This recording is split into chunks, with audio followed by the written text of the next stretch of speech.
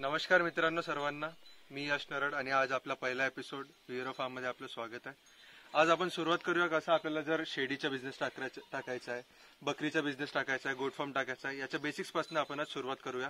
कसं आपल्याला शेड तयार करावं लागेल, कसं आपल्याला बेसिक सुरू करावं लागेल, कुठली प्लेसमेंट कुठे करावी लागेल, कुठे काय राहणार आणि मेन म्हणजे त्यांच्या राहण्याची जागा कशी बनवायची, कसं वातावरण तयार करायचं याच्याबद्दल आपण डिस्कस करूया।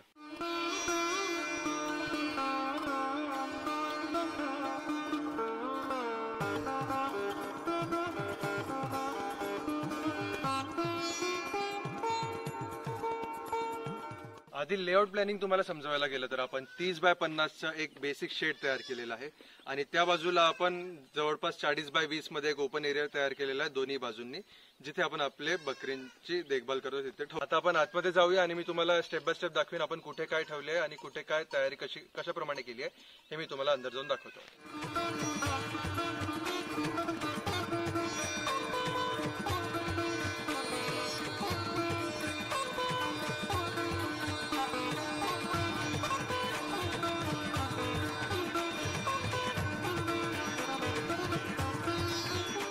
हा आपला पहिला बेसिक एरिया आहे जिथे आपल्या पूर्ण बकऱ्या राहतात। मेन म्हणजे जे मोठे आणि छोटे पाठर राहतात ते आपण मोस्टली इथे ठेवतो।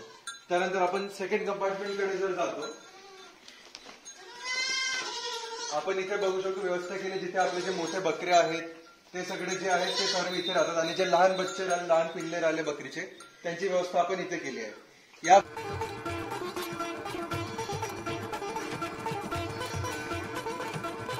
दुपारच्या टायमाला कसं होतं की सर्व बकऱ्या चरायला बाहेर जातात, आपलं पोट भरतात, सगळं काही बाहेर खाऊन येतं, पण त्यांचे जे लहान पिल्ले राहतात त्यांना काही सुविधा नसते, म्हणून आपण त्यांची सुविधा इथे केलेली आहे की ते इथे व्यवस्थितपणे राहू शकले पाहिजे, फ्रीली फिरू शकले पाहिजे, सगळं करू शकले पाहिजे। आपण आता जाऊया दुसऱ्या बाजूला।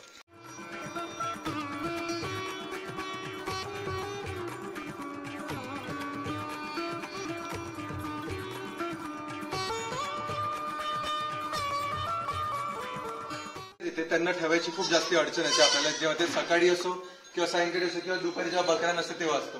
त्यासाठी आपण हा छोटा कंपार्टमेंट केलेला आहे। इथे तुम्ही बघू शकता सर्व छोट्या बकऱ्या राहतात आणि आपण या प्रकारे असे फ्लाय ट्रॅप सेटअप केलेले आहे ताकी बकऱ्यांना त्याचे काही म्हणजे त्रास नको व्हायला व किडे नको व्हायला, त्यासाठी आपण हे फ्लाय ट्रॅप वगैरे सर्व सेटअप केलेले आहे।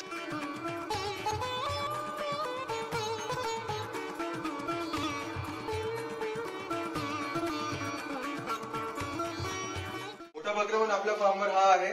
सर्व बकऱ्या नवीन कशा तयार होणार, कशा जास्तीत जास्त बकरे मिळणार आपल्याला, कशा जास्ती बकऱ्या मोठ्या होणार, चांगल्या होणार, त्यांच्या चांगल्या क्वालिटीसाठी आपण एक चांगल्या क्वालिटीचा बकरा आपल्या फार्म मध्ये ठेवलेला आहे।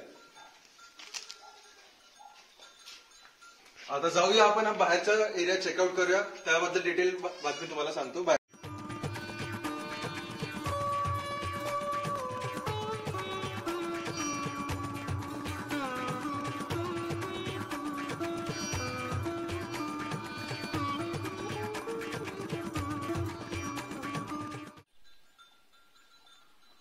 आपण आलेलो आहे आता बाहेरच्या एरियामध्ये। इथे मी तुम्हाला दाखवतो कसं बकऱ्या जेव्हा दुपारचा वेळ असतो किंवा सायंकाळचा वेळ असतो त्यांना एक रम्य वातावरण हवं, जिथे ते चांगलेपणे राहिले पाहिजे, खेळू शकले पाहिजे, फिरू शकले पाहिजे, त्यासाठी त्यांना एक खुलं वातावरण हवं। शेडमध्ये किती झालं तरी ते कसं उन्हासाठी असतं किंवा पावसाळ्यासाठी जास्त बेटर असतं, पण जेव्हा नॉर्मल वेदर असतं त्यांना एक चांगली जागा हवी असते, त्यांच्यासाठी आपण पूर्ण ओपन एरिया तयार केलेला आहे। यामध्ये मी आता दाखवतो आपण कुठल्या प्रकारच्या सोयी सुविधा केल्या आहेत, त्याच्यामुळे जेणेकीने बकऱ्यांना चांगली सोयी सुविधा होते। चला आपण बघूया।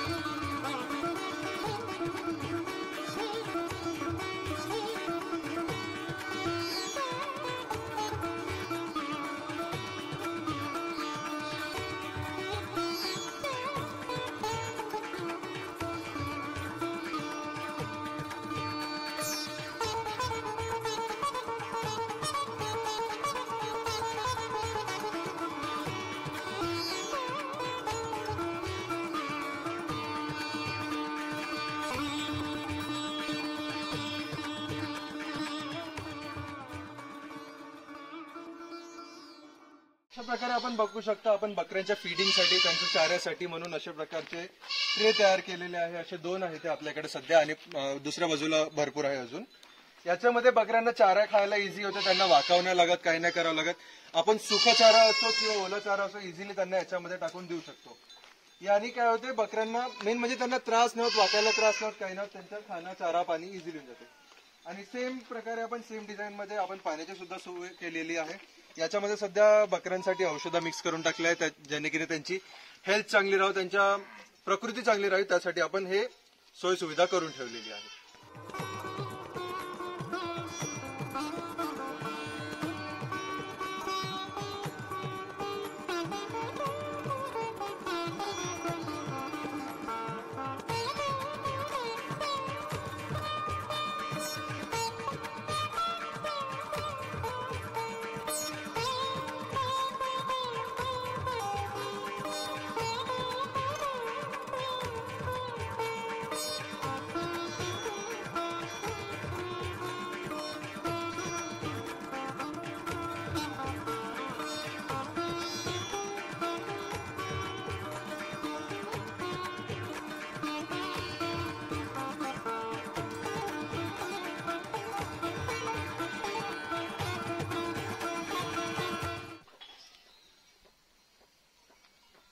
कमाई हे खा लो का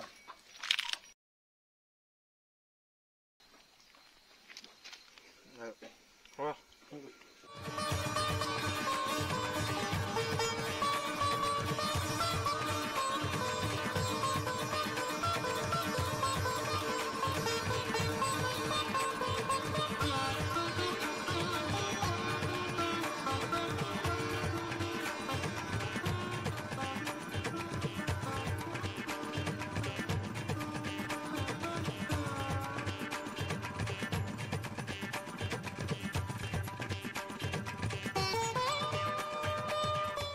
हा आपला गोट फार्मिंगचा आजचा पहिला एपिसोड होता. धन्यवाद आपण टिकून राहिल्याबद्दल इथपर्यंत. आपण आज फक्त बेसिक्स कव्हर केली की कशा प्रकारे तुम्ही शेड तयार करू शकता, कशा प्रकारे सर्व प्लेसमेंट करू शकता, जेणेकीने बकऱ्या चांगल्याने राहू शकेल, खाऊ शकेल, फिरू शकेल, आणि कसं त्यांना सर्व सोयी सुविधा चांगलेपणे टिकून राहील. भेटूया आपण पुढच्या एपिसोडमध्ये. तोपर्यंत धन्यवाद.